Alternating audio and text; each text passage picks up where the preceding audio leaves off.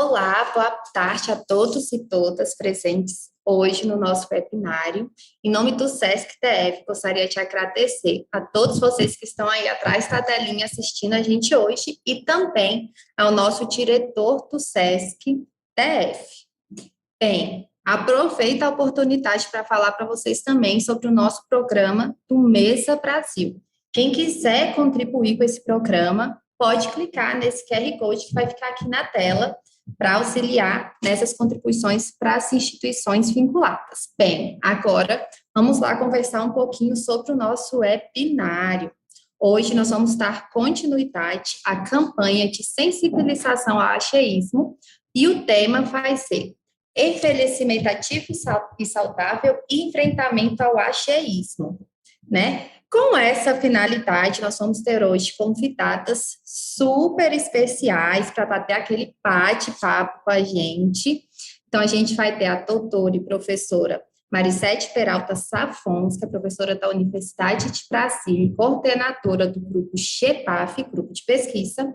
Vamos ter também a presença da jornalista aposentada Ana Castro e uma das criadoras do coletivo Filhas da Mãe, que depois ela vai explicar um pouquinho para a gente o que é o coletivo, e também a professora e doutora Leites Moura, que também tem um grupo de pesquisa voltada para o ageísmo. Olha, gente, o tema fundamental da nossa campanha. Vamos lá conhecer o grupo.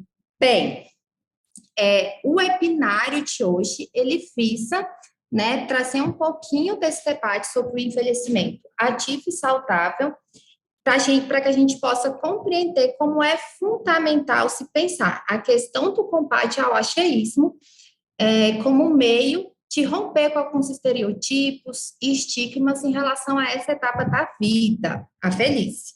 Esse webinário, ele vai ao encontro das propostas que estão previstas no relatório da década do envelhecimento saudável de 2021 a 2030, e ele vem como uma medida de incentivar ações, programas e projetos voltados para esse debate. Então, vamos lá, então, para a nossa conversa, né, chamar a nossa primeira convidada, que é a professora Maricete Peralta Safons.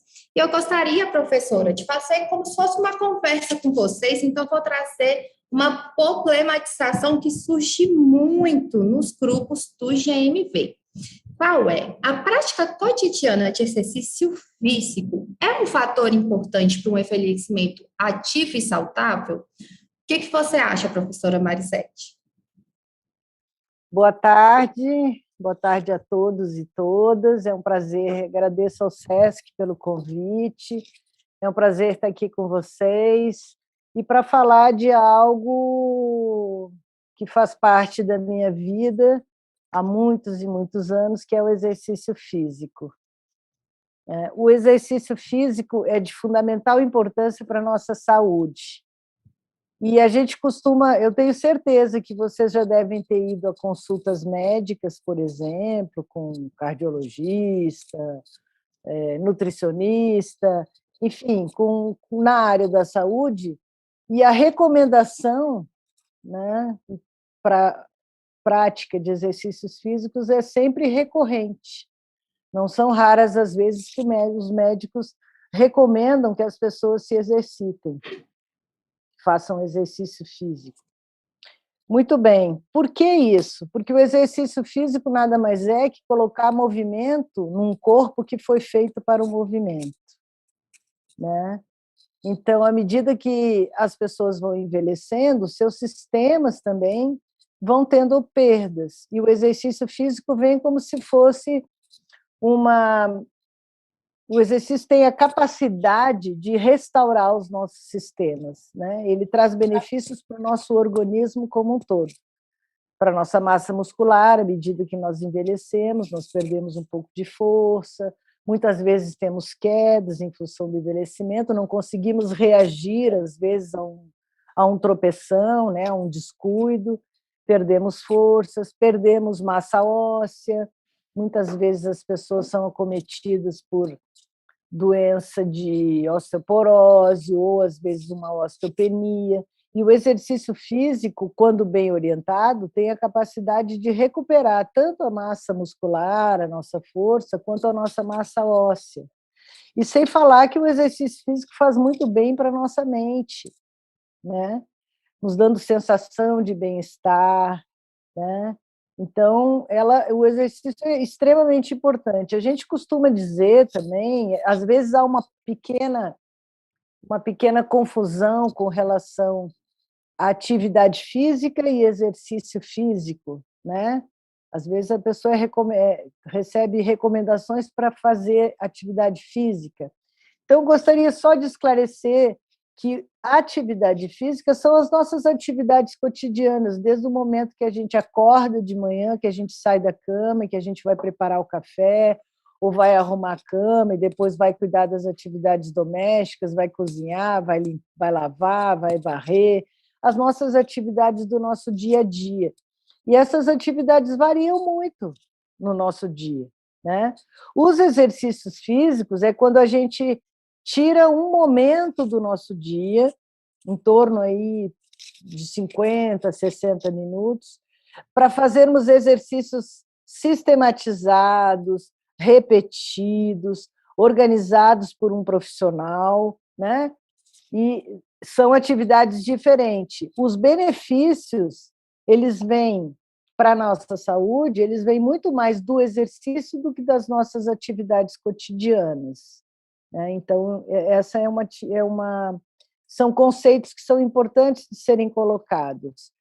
Mas fazer atividade física, fazer as nossas atividades do dia a dia também são de extrema importância, né? Não adianta também você ter um comportamento sedentário.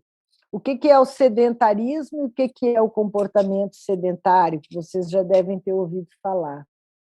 O sedentarismo é quando a gente não faz absolutamente nada, nem de atividade física, quando a gente terceiriza, por exemplo, as nossas atividades domésticas, né? Quando a gente paga para alguém fazer, e não fazemos mais nada a partir disso. E tem o comportamento sedentário, que é quando eu me exercito, por exemplo, de manhã, vou para o SESC fazer uma aula de musculação ou fazer uma hidroginástica, depois eu volto para casa e fico o resto do dia vendo televisão ou fazendo algum trabalho manual, alguma coisa assim, sem colocar movimento na minha vida, né? Então, o comportamento sedentário, que hoje se fala muito sobre comportamento sedentário, também nos traz um alerta, né, sobre a nossa condição da nossa saúde. Então, devemos evitar tanto o sedentarismo quanto o comportamento sedentário, né? Então, o exercício físico é de extrema importância. Agora, eu sei, né, como eu vivi exercício físico a minha vida toda, desde a minha infância, quando fui uma criança muito ativa e até os dias de hoje, com a prática regular de exercícios físicos, mas eu sei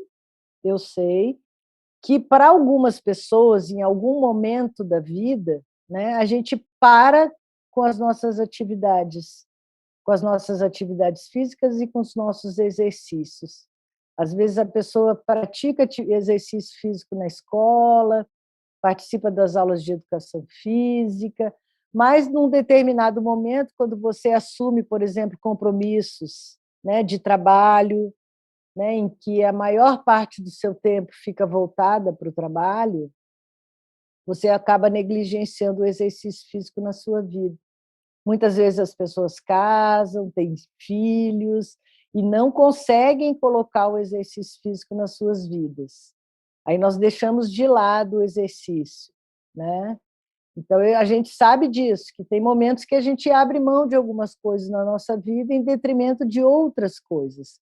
Mas eu tenho certeza que, mesmo com filhos, mesmo com casamento, mesmo com atividades laborais, né, do trabalho muito intensas, em algum momento alguém vai perguntar para você: você tem se exercitado? Você tem feito exercício físico?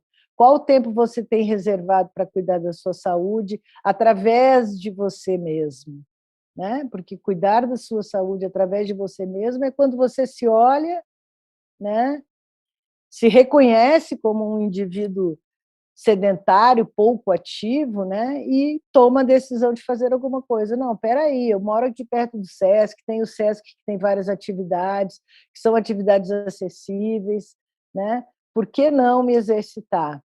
E, às vezes, quando a gente se aposenta, quando a gente chega no final da nossa carreira laboral, aí a gente tem mais tempo para cuidar de si e passa a fazer atividade física, né? Exercícios físicos de forma regular. Vocês devem estar perguntando, mas e aí, professora, qual é o melhor exercício, né? Quais são as recomendações?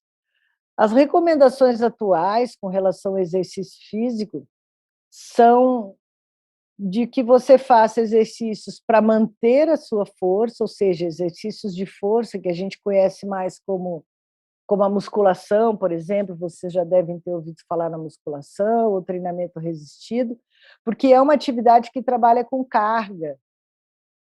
E as recomendações atuais para idosos longevos e para idosos de uma maneira geral são exercícios de alta intensidade, de muita carga, né? São esses exercícios que trazem benefícios à saúde das pessoas.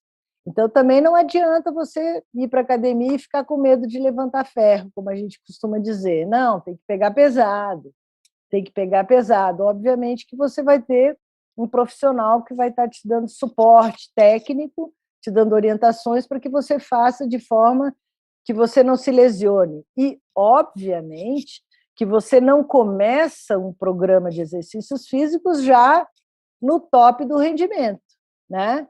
Você começa devagar, você vai se adaptando, o seu corpo vai respondendo ao treinamento, e aí você consegue evoluir no treinamento, né? Não é na primeira aula que a gente tira 60 anos de atraso, 60 anos de não exercício, né? Então, é fundamental, de fundamental importância que vocês busquem locais, né, e profissionais capacitados para estarem orientando a sua prática de exercícios físicos. Eu acho, Tayane, que de uma maneira geral, assim, é o que eu poderia falar com relação ao exercício físico, né, em linhas gerais, assim. Obrigada, professora Maricete. E aproveitando o nosso bate-papo, eu queria saber um pouquinho mais também, né, considerando tudo que você falou para a gente, da importância da prática de exercício físico no nosso cotidiano. Aliás, abrindo parênteses, né, gente?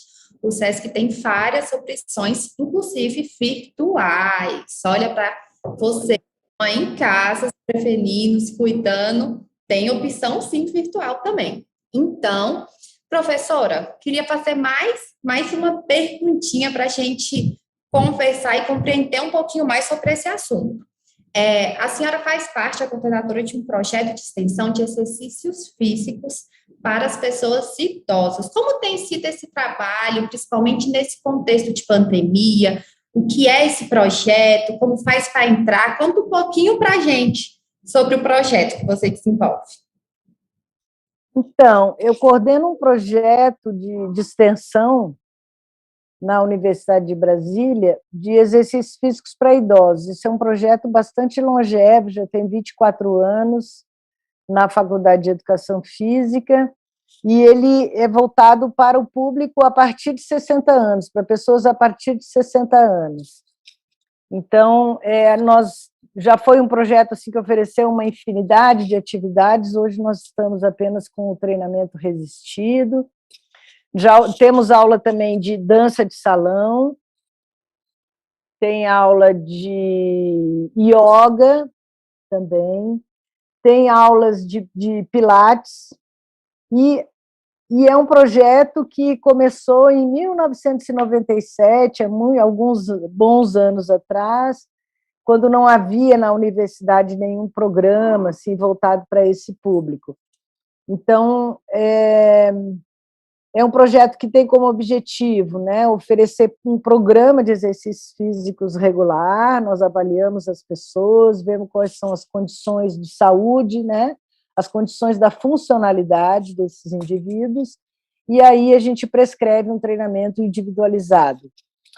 Com a pandemia, né, nós retomamos as nossas atividades de maneira virtual, né? Nós ficamos, no início de 2020, aí, uns 2 meses parados, avaliando, mandando algumas atividades para o nosso grupo, e depois a gente resolveu retomar de forma virtual, porque todos nós aprendemos, né, na pandemia, como manter as nossas atividades laborais de maneira virtual. Nós fomos pegos de surpresa e nos reinventamos, né? E aprendemos uma série de coisas. E os idosos da mesma maneira, os idosos do meu grupo também. Quando a gente marcou uma reunião virtual com eles pelo Zoom, né? E eles se viram, né? E viram que podiam falar uns com os outros e que poderiam estar retomando as suas atividades, foi muito positiva. E a gente resolveu retomar. E uma coisa muito legal que aconteceu agora nesse período foi a ampliação, né, do nosso público, porque antes nós tínhamos apenas Brasília, obviamente, e o seu entorno, com o nosso público, e hoje nós temos gente de várias regiões do Brasil. Nós temos alunos do Rio de Janeiro, de São Paulo, de Minas, de Goiás, do Mato Grosso, de Santa Catarina. Então, os alunos daqui foram divulgando para os amigos de outros lugares, né? Então, hoje a gente consegue atender um público bastante diversificado. Atendemos, por incrível que pareça, mais gente de fora de Brasília do que de Brasília, né? Então, isso foi muito positivo para esse projeto. Agora, se o NB retomar aí ano que vem as atividades, e quando a gente retomar as nossas atividades presenciais, eu acho que a gente vai ter que manter um grupo virtual, né? Porque o pessoal de fora está gostando tanto de treinar em casa, né? E o pessoal aqui de Brasília também está gostando muito, que a gente vai ter que manter, né? Porque é um conforto, né? Eles já perceberam que conseguem treinar, que conseguem fazer os exercícios de forma correta. A gente criou uma metodologia de trabalho para estar dando feedback para os alunos, sempre da prática. E é o conforto, né, de você estar em casa, não precisar pegar trânsito, não precisar estar se deslocando para a universidade ou pegar ônibus, enfim. Então, foi um conforto aí que as pessoas se adaptaram muito bem a essa nova tecnologia, né? Isso tem coisas que a pandemia nos ensinou, né? E eu acho que o contato com a tecnologia foi uma dessas coisas, né? E a aproximação de pessoas também de vários lugares. Muito obrigada, professora Maricete, por compartilhar um pouco desse projeto de extensão que é incrível, né? Então, que nós tenhamos cada vez mais projetos, ações, né, de instituições públicas e privadas voltados para essa questão do envelhecimento ativo. É muito importante. E nesse direcionamento do projeto, da nova realidade também vivenciada pelos idosos em relação à atividade presencial, a gente vai chamar uma convidada super especial, a Ana Castro, que é jornalista aposentada e também uma das criadoras do coletivo Filhas da Mãe, que vai contar um pouquinho para a gente sobre como é, né, como foi, como tem sido ser uma usuária desse projeto de extensão. E aí, Ana, conta aí para a gente. Oi, tudo bom? Boa tarde. Obrigada ao SESC por essa oportunidade da gente falar sobre o coletivo e sobre um programa que eu sou macaca de auditório, que é o GEPAF. Eu tinha uma raiva porque eu não tinha idade para entrar no GEPAF, sabe? Eu tive que esperar os 60 anos para entrar no GEPAF. Bom, perto dos 60, eu me vi numa situação que muita gente pode se ver, que é de cuidador. A minha mãe desenvolveu Alzheimer, eu morava em São Paulo, ela em Brasília, e eu tive que ser cuidadora. À distância primeiro, depois eu vim para Brasília e passei a cuidar.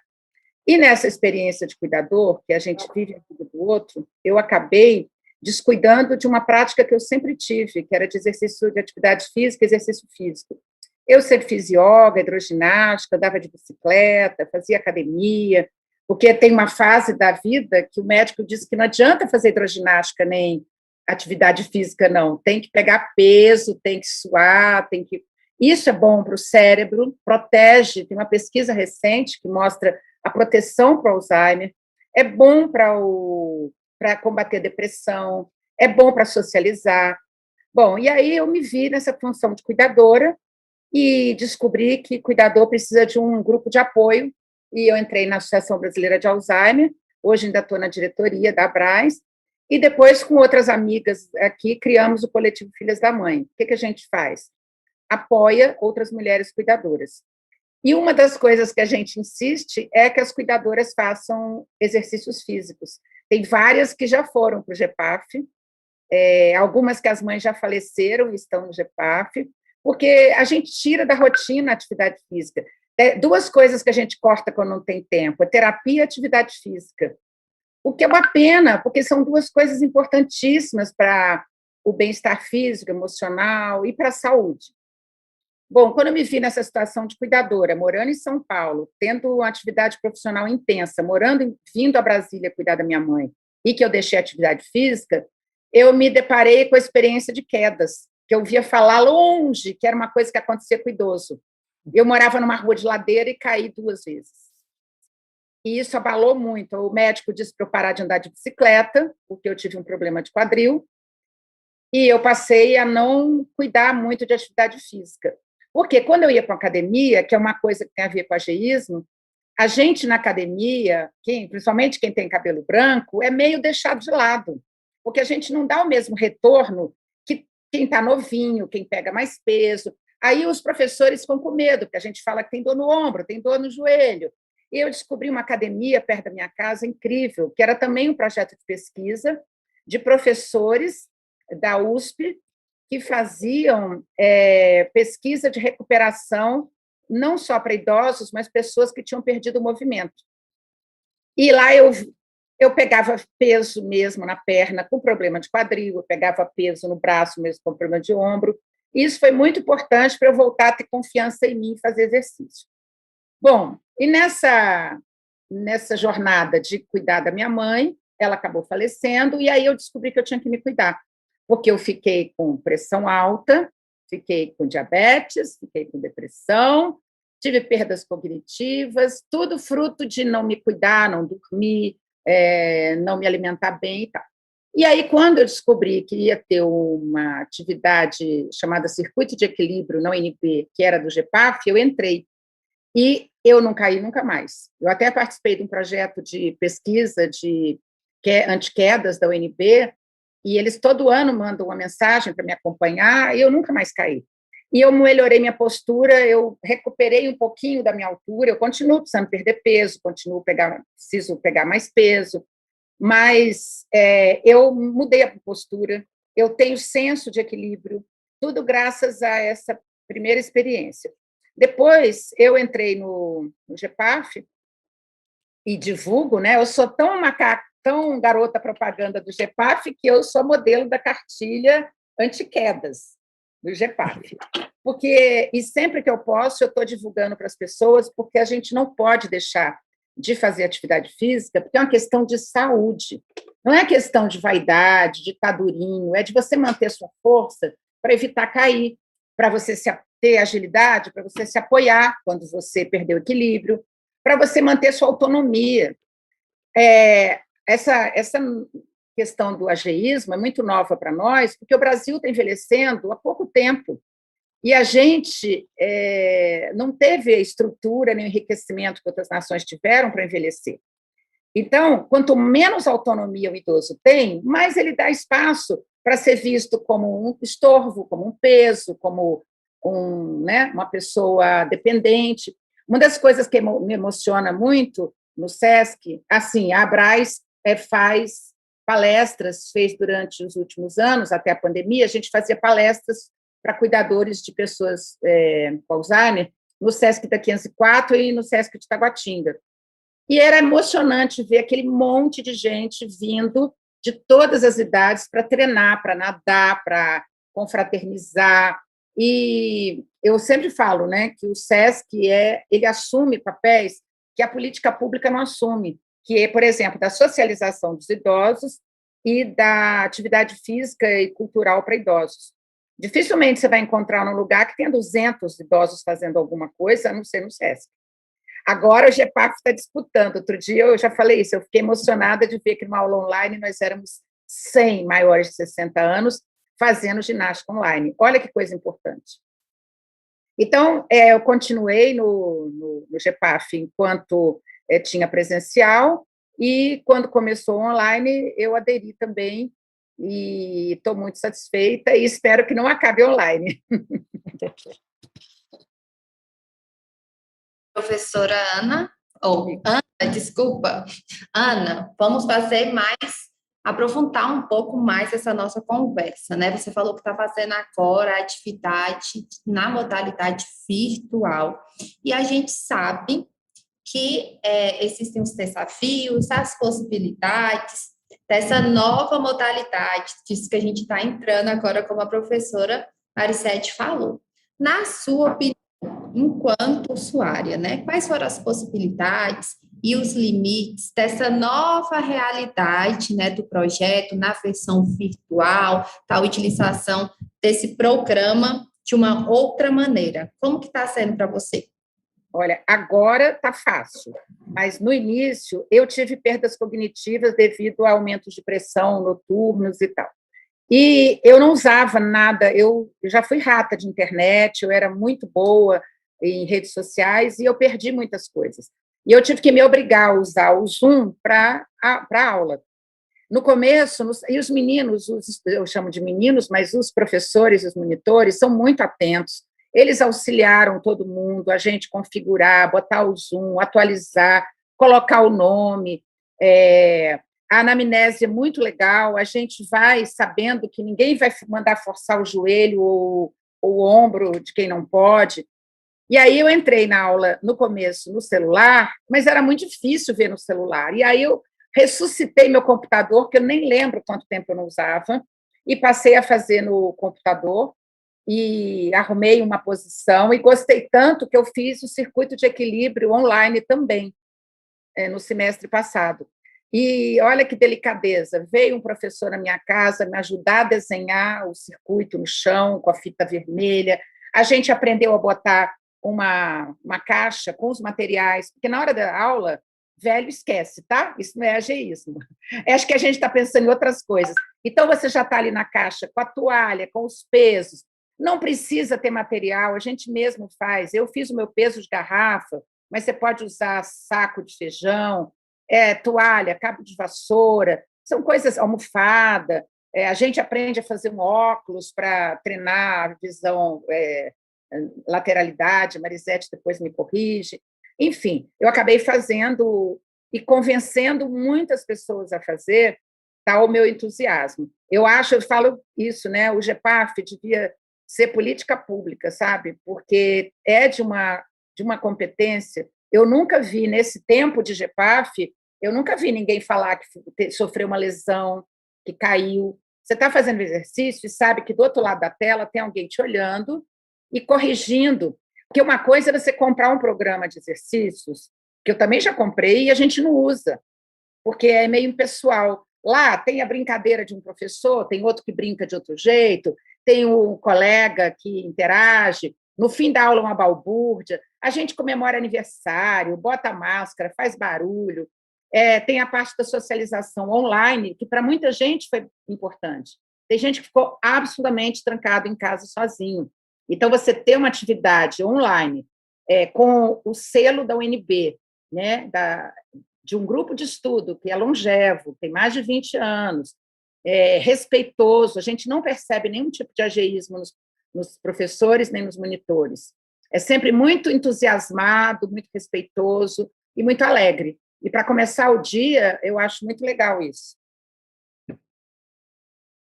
Muito obrigada, Ana, pelo seu relato de experiência, né, por trazer aí como é e como foi e como é ser usuária desse projeto, participar desse programa super bacana.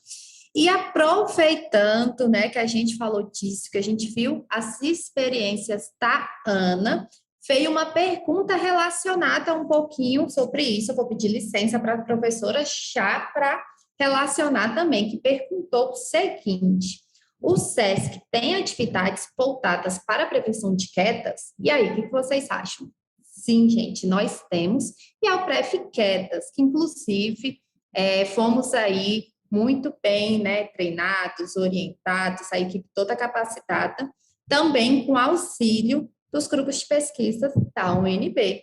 Então, bem nesse direcionamento que a Ana também falou, com todo cuidado, toda a cautela. Então, as atividades do PREF-Quedas estavam um período suspensas, mas a gente já está retornando. Então, fique aí ligado, procura sua assistente social da sua unidade para ver quando vai começar. Já se inscreve lá, gente, que costuma ser assim as turmas, ó.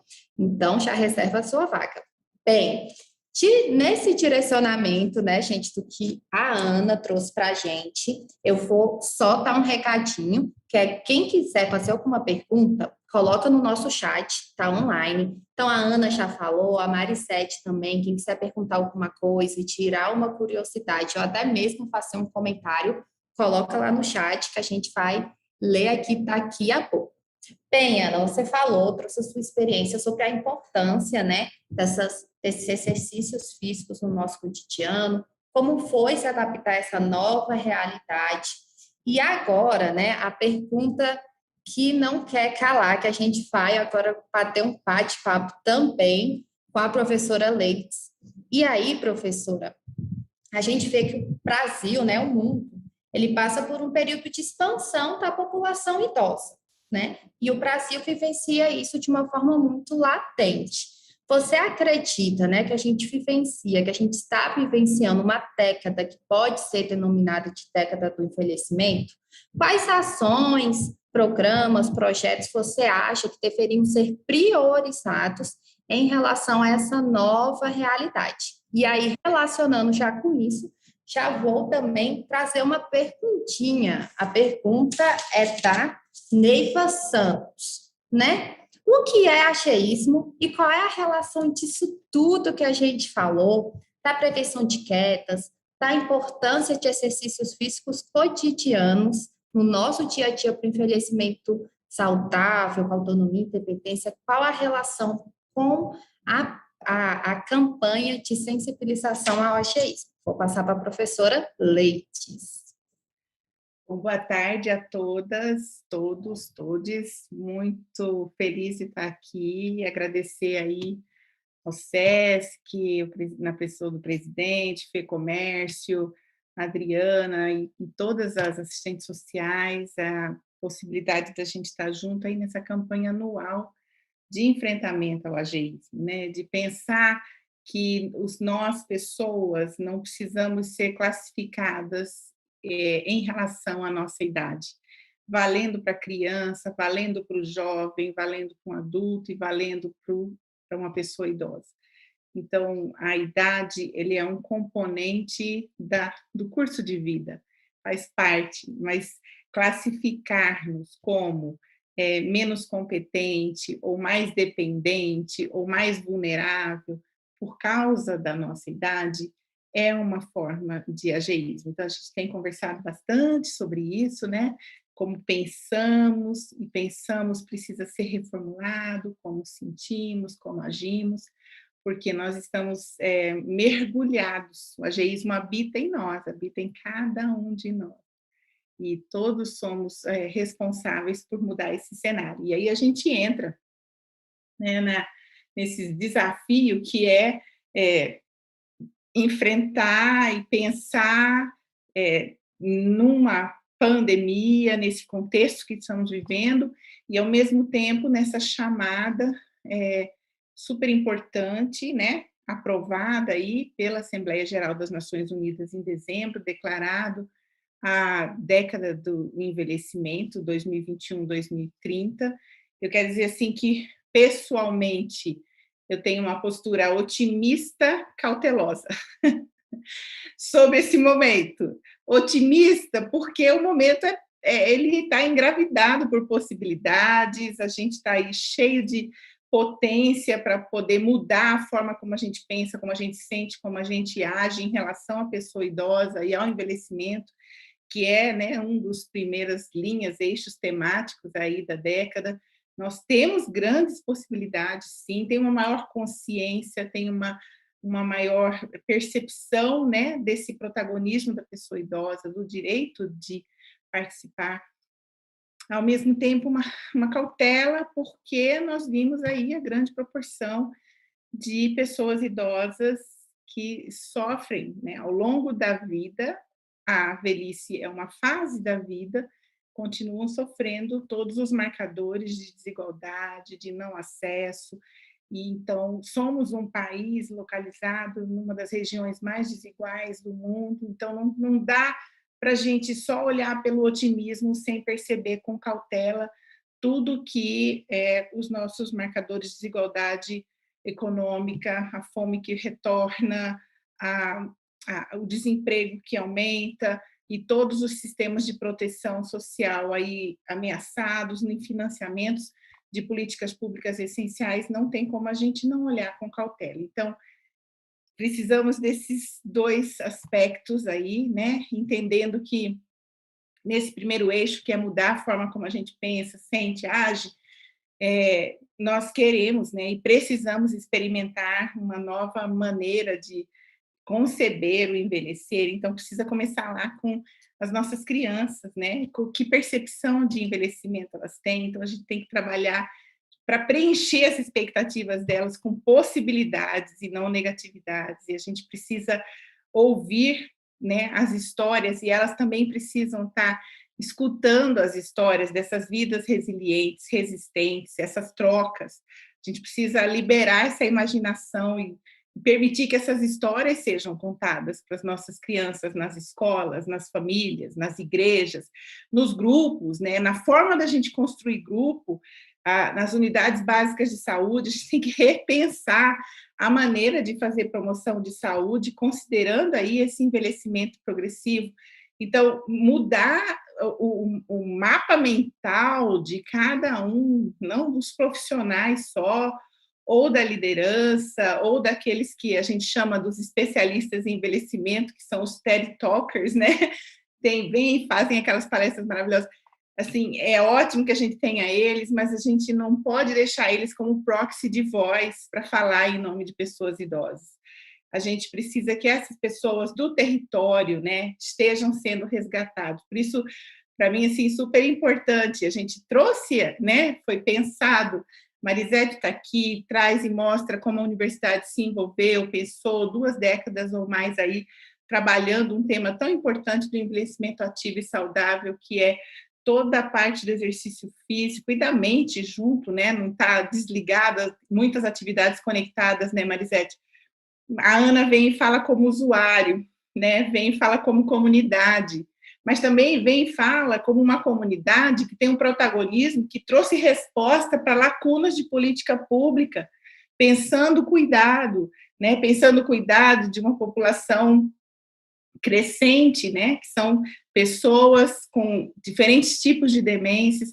Então, é uma voz que se levanta dizendo: o Estado tem que dar conta, mas a sociedade civil faz parte das soluções, os grupos, a ação pública, né, tem começado a fazer anúncio e denúncia, ao mesmo tempo se colocando como resposta, como parte na criação de soluções. Então, essa riqueza, né, que a gente precisa começar a identificar cada vez mais, né, mudar a forma como pensamos, sentimos e agimos, também avançar na ampliação dessa transição de pessoas idosas, recipientes da nossa informação, e hoje a gente tem aí muitas pessoas idosas. Eu queria saudar aí o pessoal do grupo Mais Vivido, que são pessoas incríveis, que trouxeram para mim, assim, experiência de vida, riqueza, assim, leveza, acrescentaram muito para o meu ser, não só para o meu fazer, ou para o meu pensar, ou para o meu conviver, mas para o meu ser. Então, são momentos indescritíveis que a gente partilha e que eu acho que eu mais aprendo do que ensino qualquer coisa, convivendo com essas pessoas, com histórias incríveis. E eu acho que o SESC consegue colocar os desiguais juntos, né? Pessoas das mais diferentes experiências e e momentos de vida, de situações, de posição social. Nós estamos falando numa cidade projetada da Brasília, né, bucólica, e que se transforma também num teatro de absurdos, onde a gente vê as desigualdades imensas nos afastando, nos separando, mas aí experiências que nos unem, né, que colocam juntos essas pessoas, e a gente precisa caminhar cada vez mais para essas experiências, onde a gente tem gerações juntas, né? Então, a possibilidade de desenvolver, a gente está aí nessa parceria.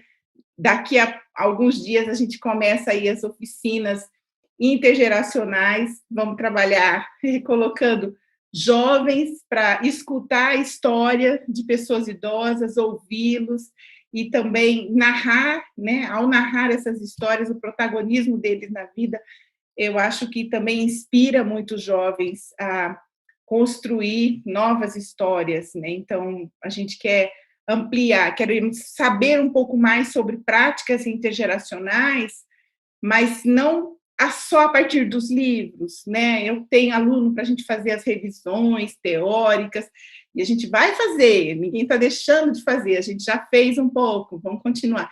Mas, assim, pessoas idosas analisando, avaliando, sugerindo, dizendo o que funciona, da onde que a gente podia partir. Eu acho que é com as pessoas, não pode ser pelas pessoas. Eu acho que é o momento da academia aprender também, né? Aprender a refazer o jeito de pensar, de pesquisar, de compor projetos. Então, se a gente vai ter, dali a pouco, as oficinas, né? Com assistente social, a gente já teve os encontros em que nós vamos pegar um piloto, ir na escola, pensar práticas intergeracionais, a gente vai começar ouvindo um pouco esse grupo, né, dessas oficinas que vão começar daqui a alguns dias, o que são práticas intergeracionais para eles, como é que eles percebem isso, o que já tem no que eles fazem, que já é um patrimônio intergeracional e que não está registrado, não está ainda disponibilizado esse know-how acumulado, né, e que são os saberes, né, que de repente não está instituído pelos poderes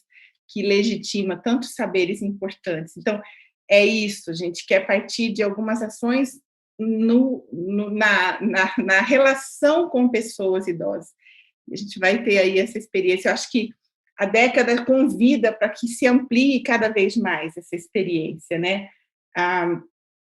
Ouvir e ouvir, a gente chama, tem algumas ferramentas para isso, né? O que de incomum eu faço e que é comum entre nós. E vamos ouvir das formas, das mais diversas situações que são incomuns, mas que temos em comum, né? Entre jovens universitários e idosos. Então, acho que a década, ela nos convida, né, a avançar na maneira de pensar, quando a gente fala facilidade, que vem aí de um dos eixos, né, dessa capacidade de pessoas idosas de propor, de contribuir com as suas comunidades e sociedade, esse é um dos eixos. A gente não pode deixar de reconhecer a desigualdade como marcador, como eu falei, que dificulta muito os acessos, inclusive o acesso digital, pensar em outras formas de alcançar muitos, né? Não são todos que estão, ainda que a gente tem pesquisas mostrando tanto que a pessoa idosa está aí antenado em redes sociais, algumas, mas a gente tem uma percentagem aí que não se alcança, então a gente tem que pensar nisso.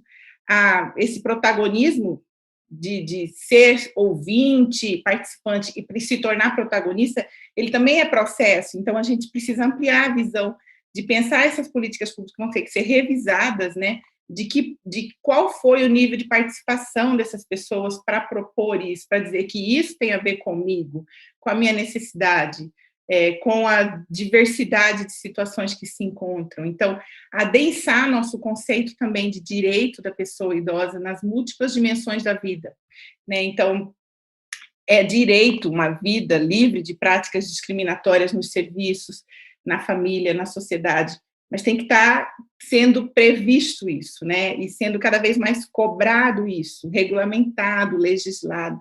Isso também é um trabalho junto, societário, que temos aí pela frente nessa década, né?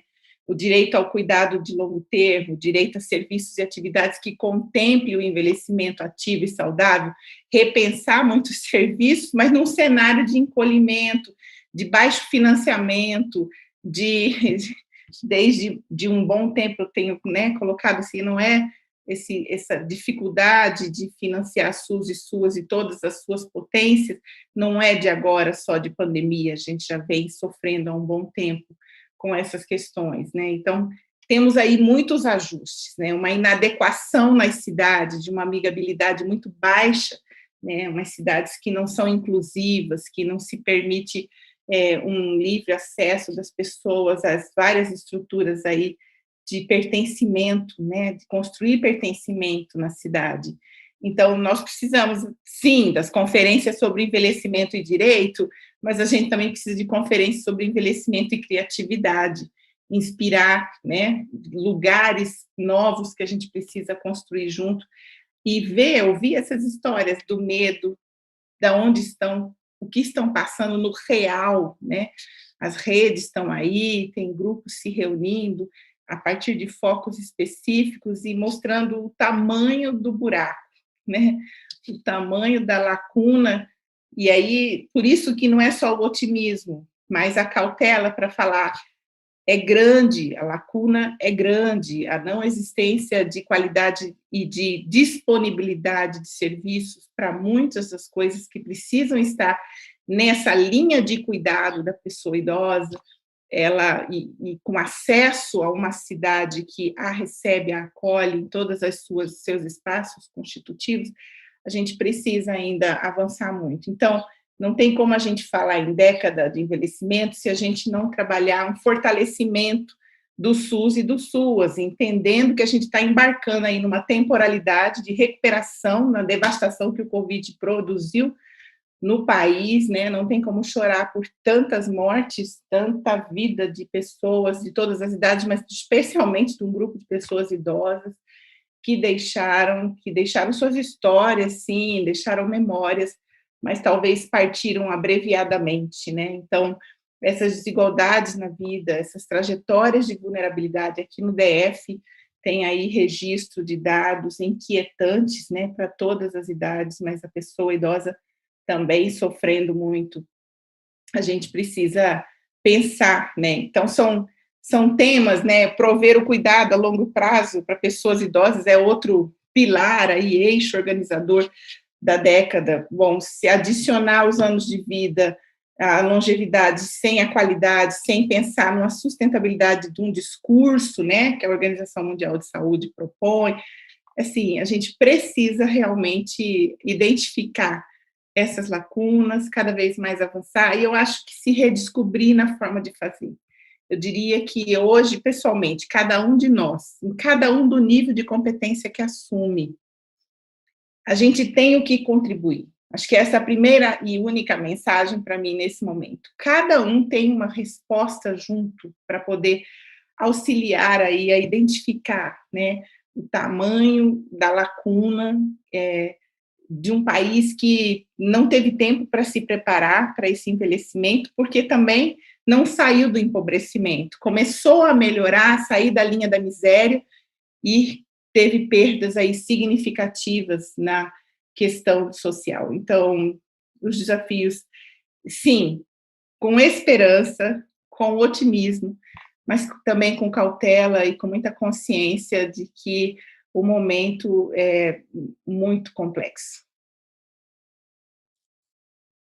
Muito obrigada, professora Leite, por nos esclarecer em relação à década do envelhecimento. Tenho certeza que vários aí atrás da telinha ficaram aí com uma pulguinha atrás da orelha, né? O que significa essa década do envelhecimento, como agir, quais ações, programas são importantes, e é isso que a professora Leite falou. É muito importante a gente pensar também, principalmente políticas públicas e sociais voltadas, né, para os múltiplos interesses e demandas dessa população, seja em relação a exercícios físicos, cultura, lazer, atividades também cognitivas, várias demandas, gente, até mesmo de subsistência, alimentação, habitação, enfim, que vão fazer com que essa pessoa, de fato, consiga chegar, né, a essa etapa da vida na velhice com uma maior qualidade de vida, né? Então, agora, professora, a gente tem aí alguns questionamentos que são muito recentes, né, em relação à inclusão da OMS da velhice enquanto uma inserção da velhice, né, na classificação internacional de doenças. E aí, diversos pesquisadores, programas, projetos, vêm questionando, né, essa classificação. E aí eu queria saber o seu posicionamento enquanto pesquisadora, enquanto profissional, o que você acha? Bom, isso, primeiro a gente precisa dizer assim, não foi recente, né? Tem todo um movimento que estava acontecendo muito silenciosamente para forças, né, trabalhando. Então, 2019 já tinha indícios dessa força operando. Ano passado já teve publicação, né, dizendo por que é um grande avanço classificar a velhice como doença. E, na verdade, a Assembleia Mundial de Saúde, que organiza aí os serviços, a agenda, a pauta da Organização Mundial de Saúde, convém e concorda, né, nessa revisão em que se incluiu um CID, né, que antes ele era, na versão 10 desse Classificação Internacional de Doenças, que é a forma como se classifica a doença, né, no mundo internacionalmente. Tem número para elas, tem um código que a gente chama de diagnóstico. Então, antigamente, a palavra era senilidade, né, era um código R54. E aí, nessa nova versão, que é para entrar em vigor a partir de 2022, esse CID, essa classificação, substitui pelo código MG2A o termo velhice, né? E isso é um desserviço, né? É um retrocesso para as conquistas dessa longevidade. Classificar a velhice como doença pode contribuir demais para se tornar um marcador de ampliação de representações ageístas sobre o envelhecimento. Não contribui, né, para a década do envelhecimento, não contribui para todo um discurso, e aí, como discurso, eu estou falando linguagem, e como linguagem, eu estou falando a formadora de pensamentos, e também eu estou falando sobre a questão de abordagem, né? Então, existe toda uma abordagem que foi feita por muito tempo, por todo o grupo, não só do gerontólogo, mas todo o grupo militante da questão da pessoa idosa, e vem da década de 60, todo um movimento para denunciar um ageísmo, e como um fator, né, que classifica as pessoas como incapazes, como incompetentes. E agora o OMS, né, com esse CID, essa Assembleia Mundial de Saúde aprova essa revisão e que vai dizer, então, que envelhecer tem um código, né? Velhice é doença. Isso é assustador, porque as repercussões podem ser inenarráveis. A gente não tem ainda nem como imaginar, né, os equívocos que podem ser, você não considerar a patologia de base que pode estar, de fato, provocando todo um adoecimento, e que nem tem, muitas vezes, exatamente com 60 anos ou mais, começou bem antes na sua vida, teve incidência muito antes, as doenças crônicas não transmissíveis, a gente sabe hoje que uma criança pode começar com 9, 10 anos a ter já uma doença hipertensiva ou diabética. Então, nós estamos falando sobre outras questões, não só de fator de risco modificáveis, como sedentarismo, alimentação inadequada, alcoolismo, drogas, essas questões, mas também de uma pobreza de desigualdade por falta de condições de comprar alimentos adequados e poder consumi-los. Então, tem toda a questão que são fatores adoecedores e que não tem nada a ver com envelhecer como uma fase da vida, né? Então, essa esse fator que o Brasil acorda mais nesse ano para poder denunciar e requerer mudanças. Existe um movimento muito importante chamado Velhice Não é Idade, coordenado aí pelo Dr. Alexandre Kalash, tem Sandra Gomes, é um grupo grande, estou nele também, tem muitos representantes no Brasil todo participando, estão aí nesse pedido, né, de que se remova. O Brasil já se mobilizou, o Conselho Nacional de Saúde já tem, né, uma recomendação para que a OMS reveja isso, para que a própria Organização Pan-Americana de Saúde possa fazer um enfrentamento junto com a OMS, pedindo essa revisão. Nós temos normas técnicas, né, do Conselho Nacional de Direitos da Pessoa Idosa, a própria Sociedade Brasileira de Geriatria e Gerontologia já se mobilizou, e muitas outras organizações e coletivos têm se mobilizado contrário a esse diagnóstico que vai considerar velhice como doença. Se prevalece um diagnóstico como esse, a gente tem o risco de que, em torno do ano 2050, nós vamos precisar classificar, né, mais de 2 bilhões de pessoas como doentes, porque é previsto que a gente vai alcançar 60 anos ou mais em 2 bilhões de pessoas em torno de 2050. E aí você chamar de todos doentes, né? Então, o Faleiros faz uma fala engraçada, legal, eu acho que propícia, e fala, vai ser a Organização Mundial da Doença, né?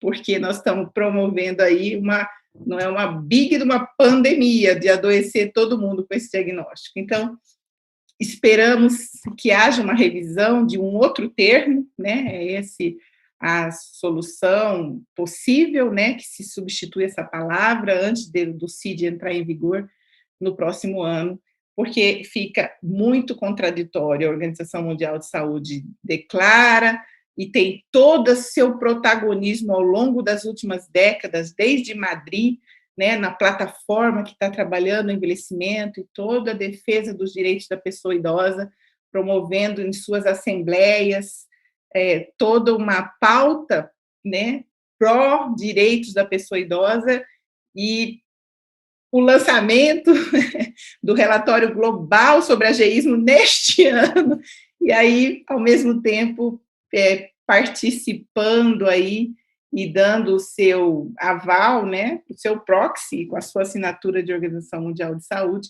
para um diagnóstico que é inaceitável para todo esse movimento de pessoas idosas no mundo, como pessoas com saúde, que enfrentam doenças, sim, que têm outros problemas de saúde, como em qualquer idade a gente pode ter. Então, considerá-las doentes seria um desserviço para toda essa conquista da longevidade que nós temos visto no mundo. Muito obrigada, professora Letícia. Aproveitando a importância do debate, né, da fala que a professora Letícia acabou de trazer, já vou aqui levantar o hashtag, coloca aí, gente, velhice não é doença. Então, vamos lá, quem tem seu Instagram, quem tem suas redes sociais, vamos compartilhar e apoiar para que, de fato, a gente consiga, né, romper com essa classificação, que não é nova, a professora Leite bem colocou, já é um movimento, mas para que a gente consiga barrar isso, né? Seria, de fato, um grande retrocesso. Bem, antes da gente prosseguir agora para a hora do bate-papo, das perguntas, para os comentários que vocês colocaram aqui no nosso chat, eu vou lembrar que o nosso webinário tem certificação. Então, quem quer receber seu certificado, clique aqui no nosso link da bio, que está abaixo nas descrições. Clica lá, preenche o formulário para você receber o seu certificado, tá bom? Então, vamos prosseguir, gente, com a nossa conversa. A gente recebeu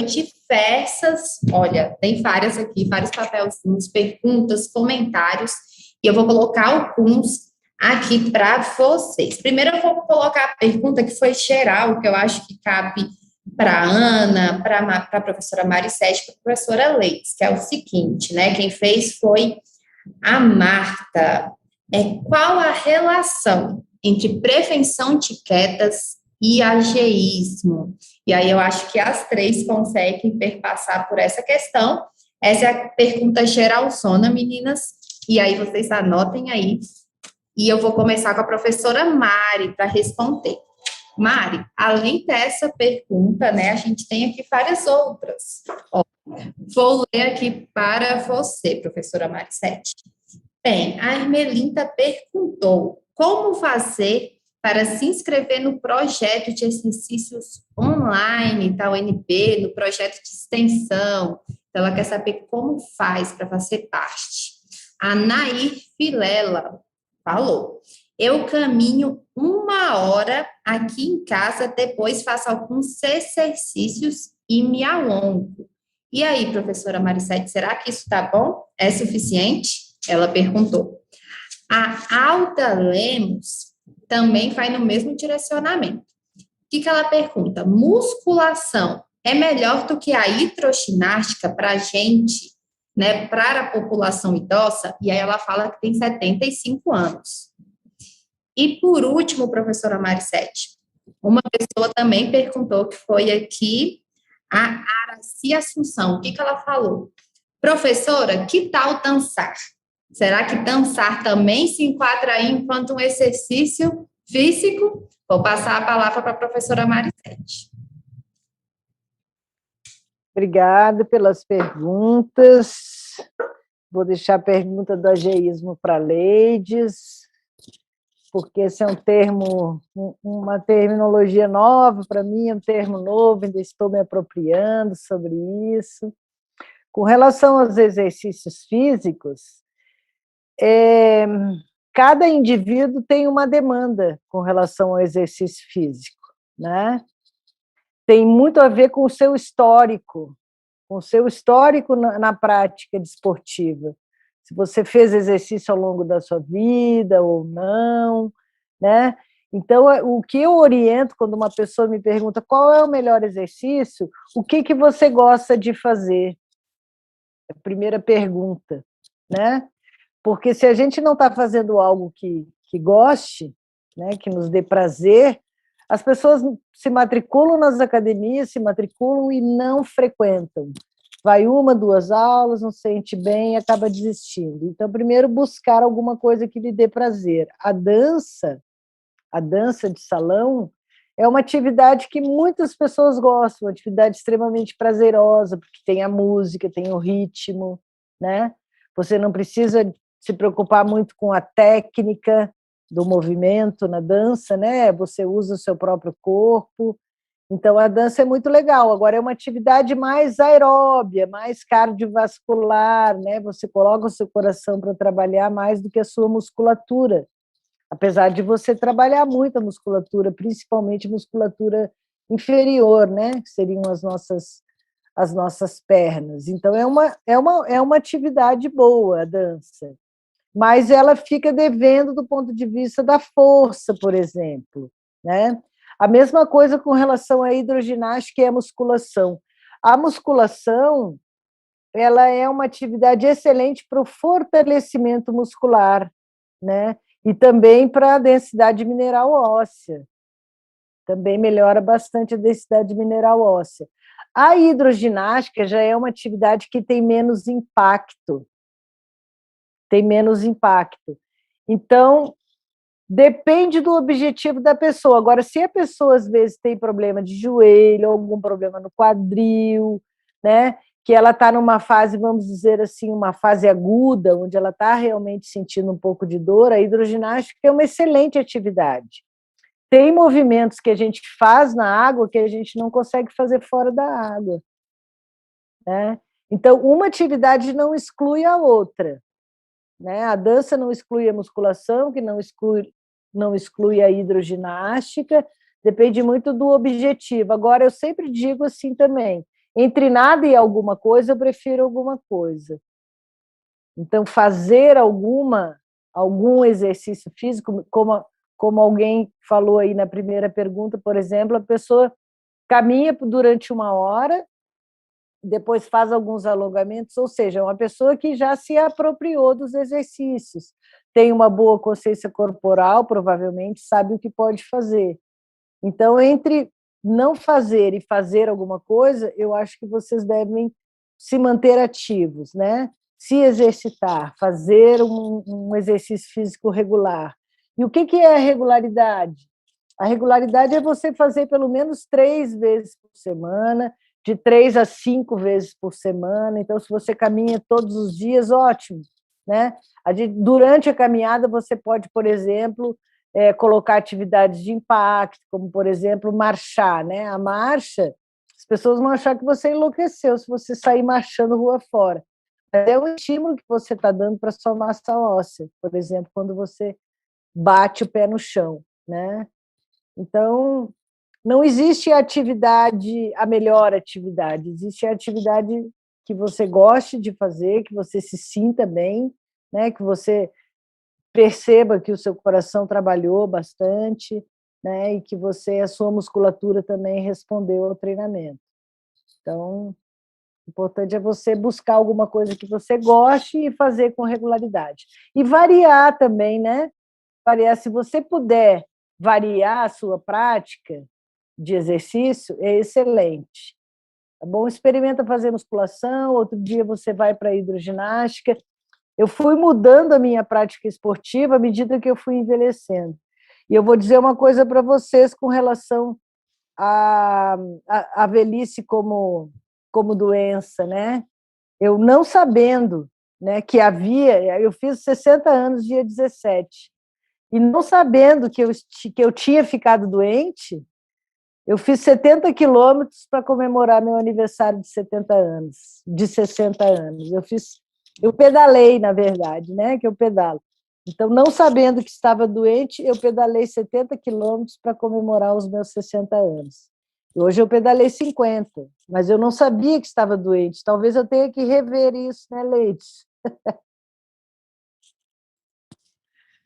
Muito obrigada, professora Marissete.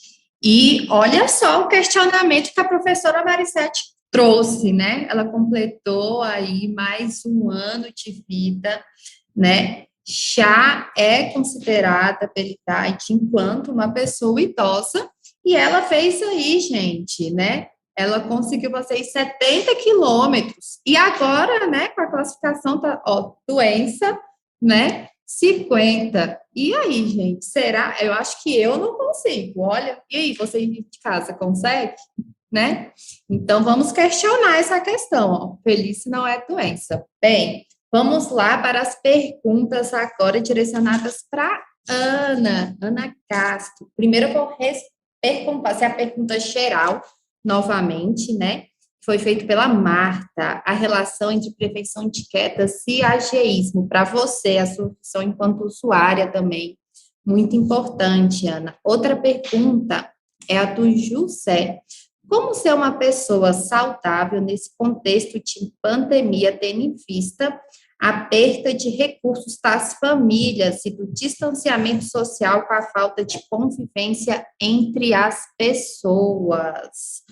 Ou seja, né, como ser saudável em todo esse contexto, Ana? O que você acha? Outra pergunta foi feita pela Weila, nossa assistente social. Como ser uma pessoa idosa ativa e saudável no contexto de pandemia? Acho que vai nesse mesmo direcionamento também que o José fez. E a Silvia te perguntou, né, o que é o coletivo Filhas da Mãe? Quer saber o que é o coletivo, Ana? E, por último, a Maria de Souza falou, Ana, você já vivenciou o ageísmo no seu cotidiano? Como você agiu em relação ao preconceito? Como resposta? Então, foram... ainda tem mais uma aqui, Ana, da Veneralda. Ela pergunta, né? O que é aquela cartilha que você falou, né? Como acessar? Essas são as perguntas, Ana. Vou passar para você. Olha, maldade com a minha memória, esse tanto de pergunta. Eu vou deixar da cartilha para a Marisete explicar depois, porque é a praia dela. Se eu já sofri ageísmo, olha, ageísmo não é só de mais jovem para o mais velho, é também do mais velho para o mais jovem e do mais velho para o mais velho que ele.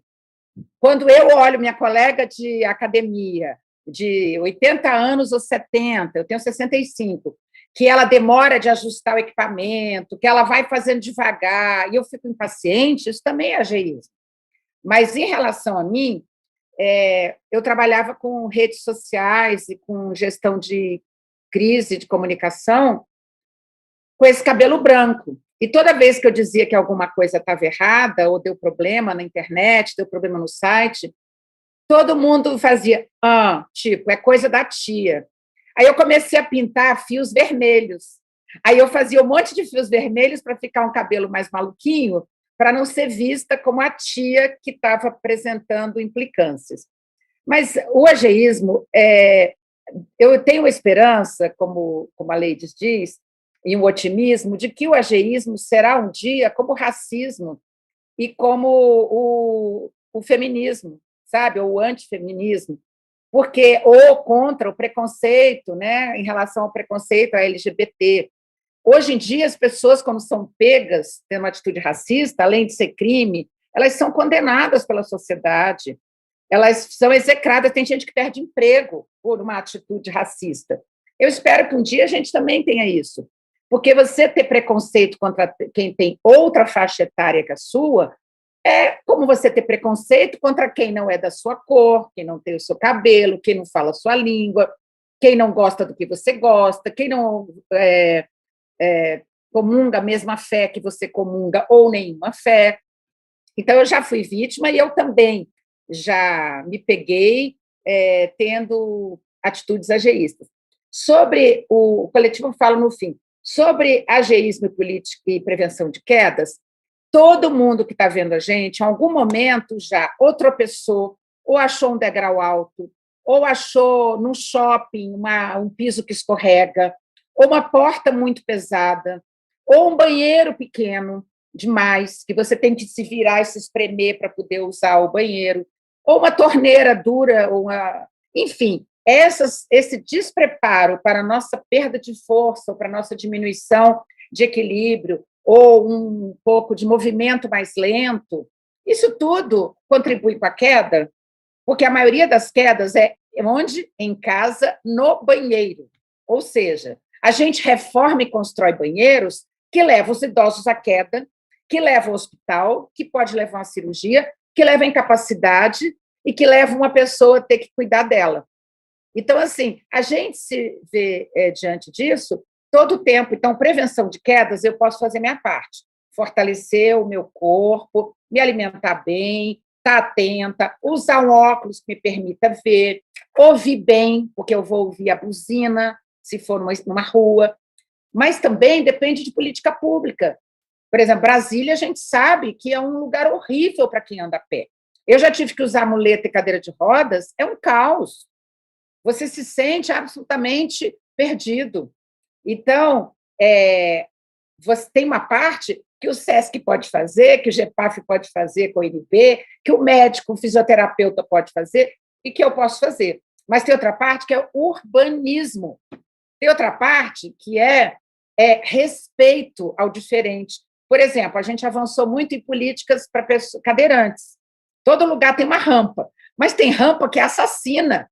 Uma rampa, assim, que desrespeita toda a legislação para fazer rampa, que tem uma legislação de uma inclinação e tal, e a pessoa, ninguém consegue empurrar alguém naquela rampa, nem a pessoa consegue subir ou descer sozinha sem risco. Então, a prevenção de quedas deveria ser uma preocupação também dos gestores públicos, porque ela leva à perda à incapacidade a pessoas que deixam de trabalhar, a pessoas que precisam de cuidadores, a pessoas que vão usar um hospital ou uma cirurgia, ou vão ficar muito tempo inativas. Sobre qual foi a outra, acho que foi da Weila, foi por aí também, né? E o que é o Coletivo Filhas da Mãe? O Coletivo Filhas da Mãe é um grupo que começou com mulheres, filhas de mulheres que tiveram Alzheimer, para apoiar outras mulheres, de uma forma um pouco diferente que a Braz já faz pelo grupo de apoio. Eu descobri um momento que todas as minhas amigas eram mulheres cuidadoras. E aí a gente só falava disso, mas a gente se sentia muito acolhido, porque quem não é cuidador não entende a praia de quem é, entendeu? Acha que a gente está exagerando, acha que você está sendo repetitivo, acha que você... Porque uma doença como Alzheimer, assim como outras doenças mentais, adoece toda a família, não adoece só a minha mãe, adoece todo o entorno. E nós não temos suporte para encarar isso. A gente não tem nem apoio público, nem privado, não tem serviços privados. Eu estava lendo, antes da gente conversar, sobre uma pessoa, uma mulher do coletivo, que está acompanhando a mãe no hospital. Vocês não têm ideia do sofrimento que é você acompanhar uma pessoa com demência numa internação hospitalar. O hospital não está preparado para isso. E a gente se apoia, a gente valoriza o riso, a gente começou com um bloco de carnaval falando de Alzheimer, olha que ousadia. A gente fala no Correio Brasiliense 2 vezes por semana sobre demência e as nossas experiências. A gente promove sarau, a gente fez vídeos no ano passado, a gente quer fazer cartilhas, quer fazer um monte de coisas para acolher e dar suporte às pessoas que estão passando por essa situação.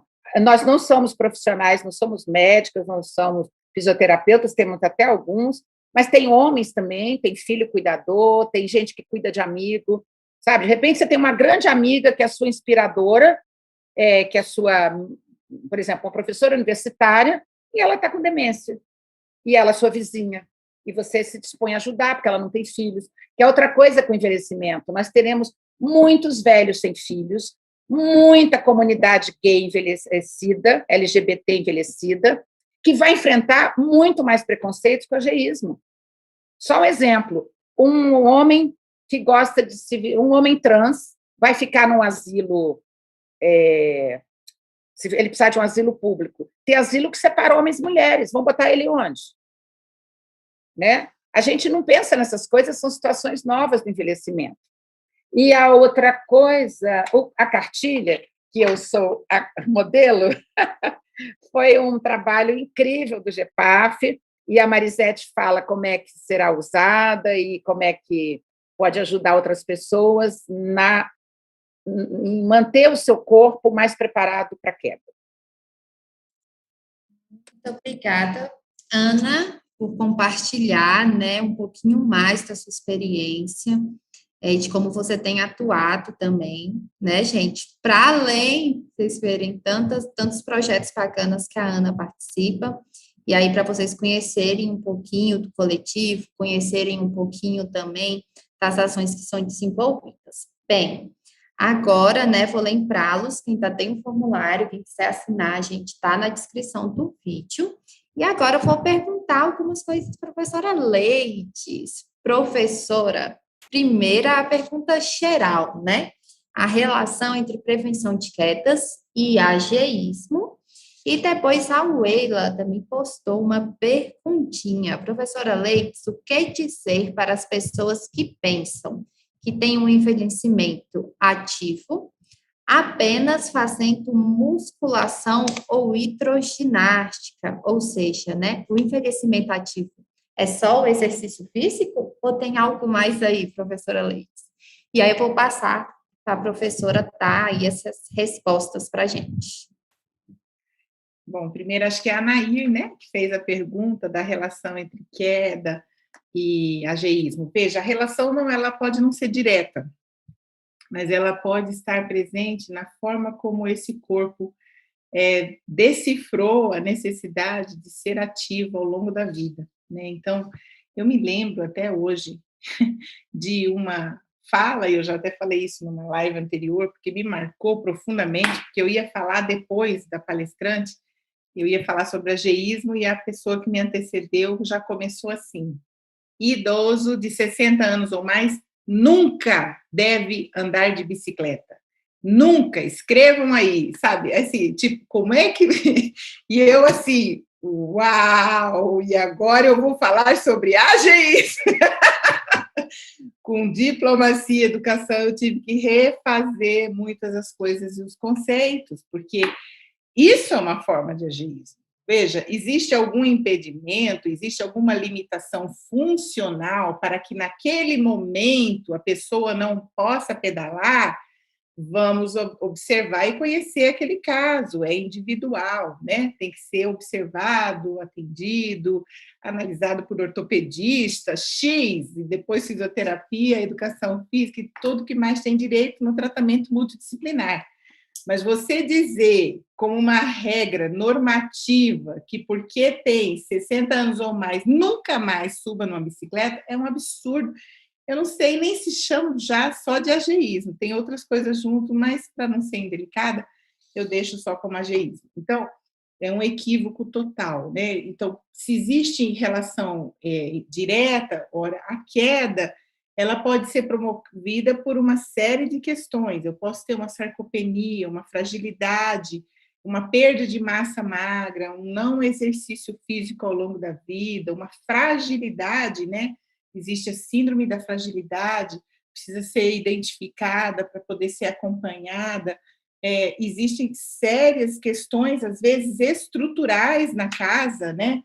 Onde você tem iluminação ruim, você tem incontinência urinária, você tem objetos pela casa, né, inadequados, o indivíduo vai levantar à noite, pode ter, então tem medicação equivocada, né, a hipotensão ortostática, que é uma pressão que cai rapidamente ao mudar de posição, sentada ou deitada para a posição vertical, é uma coisa que pode acontecer e não tem a ver só com a idade, é uma medicação que pode estar fazendo um efeito adverso, ou uma medicação com uma dose equivocada, e eu posso ter uma pessoa de 40 e poucos anos tendo uma síncope, um episódio aí. Então, assim, tem tantas questões, então não dá para a gente fazer a relação direta, mas eu posso dizer que o exercício físico e todo o envolvimento desse corpo, esse trabalho, né, que é um todo, deu não me privar de todas as experiências que eu poderia participar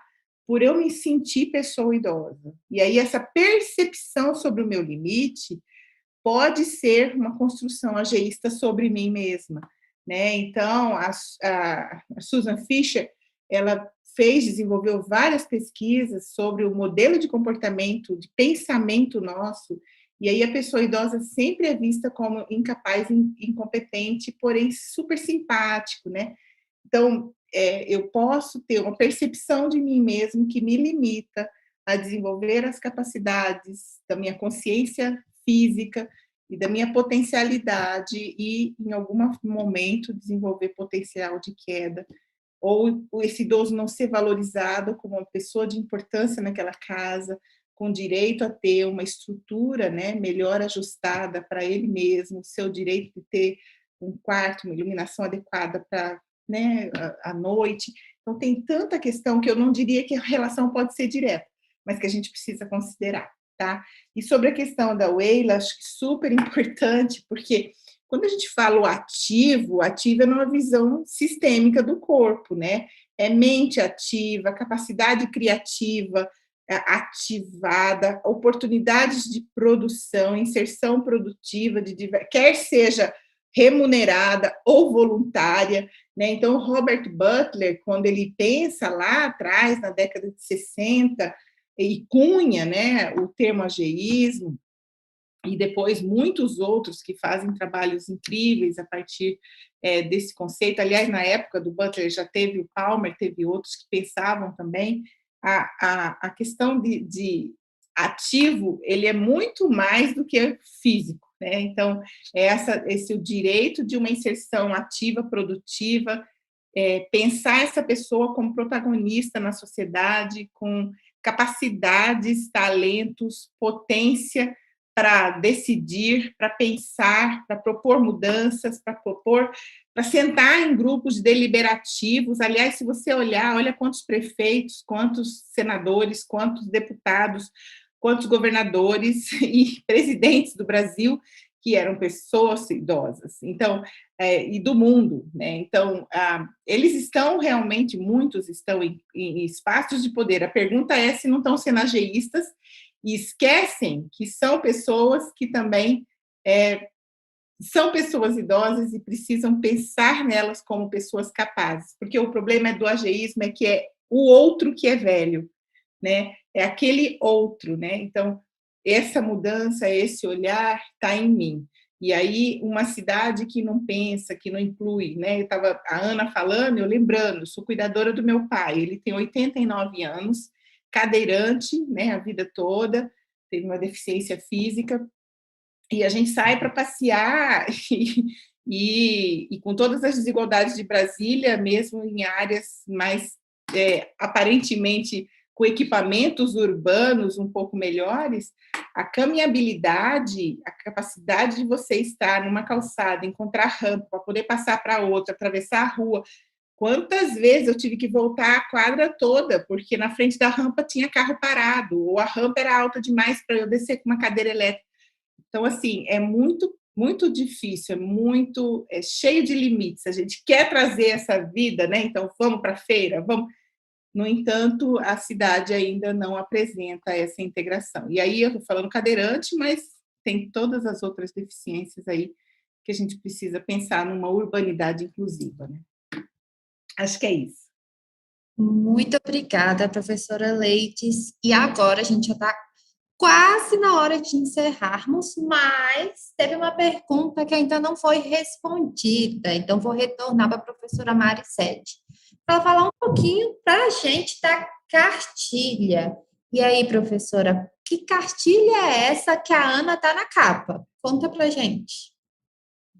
Então, nós criamos o circuito de equilíbrio, ele foi criado pela professora Juliana Costa, né?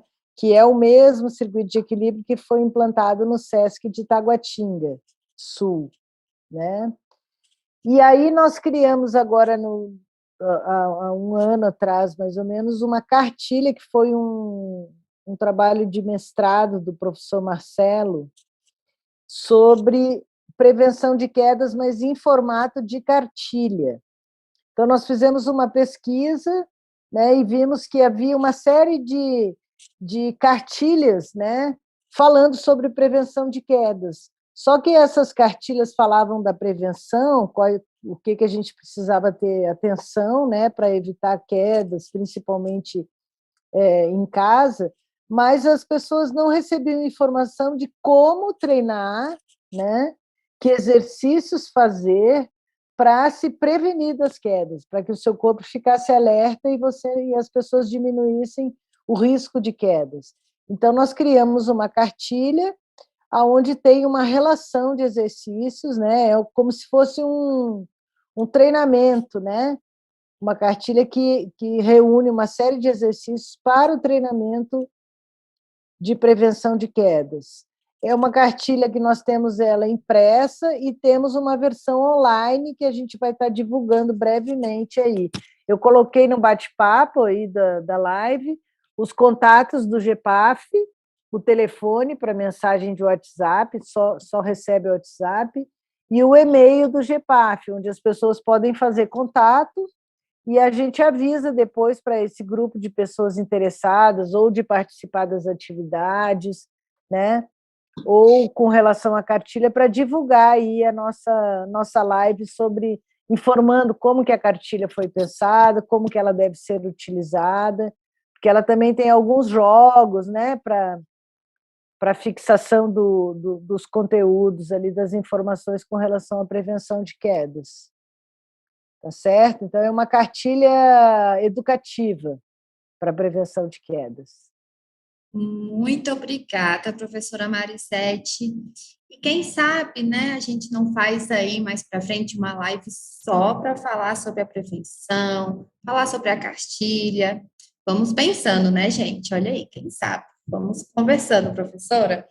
Bem, agora, a gente está chegando no final do nosso webinário. Infelizmente, o papo tá bom, né? Se desse, ficávamos mais até o finalzinho da noite, mas a gente vai ter que encerrar. Então, gostaria de agradecer primeiro a presença de todos vocês que estão aí atrás da telinha. Sem vocês, nada disso seria possível, especialmente, né, ao nosso grupo, o grupo dos mais vividos, que sempre estão aqui apoiando, comentando, participando virtualmente. Olha só, gente, será que se a velhice fosse doença, a gente teria esse tanto de idosos aqui na nossa live, acessando, conversando? Será que doente faz isso, gente? Então, né? Acho que não. Acho que velhice não tem nada a ver com doença. Então, agradecimento especial a esse grupo lindo.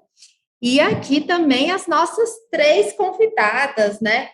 Ana, muito obrigada por compartilhar a sua experiência. Professora Marisete, como sempre, parceira aqui da gente também, obrigada por trazer aí para a gente nessa compreensão mais ampla. E a professora Leite, que eu não preciso nem falar, já está aqui com a gente nessa parceria há um tempo. Obrigada por trazer mais essas contribuições para a gente, né? Para a gente compreender um pouquinho mais sobre o envelhecimento ativo.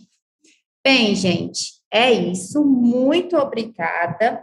Até a próximo webinar, a próxima live. Sempre acompanhe o Instagram da Assistência Social do SESC TF lá no Instagram, no site oficial, para vocês saberem de tudo e não perderem nenhuma live.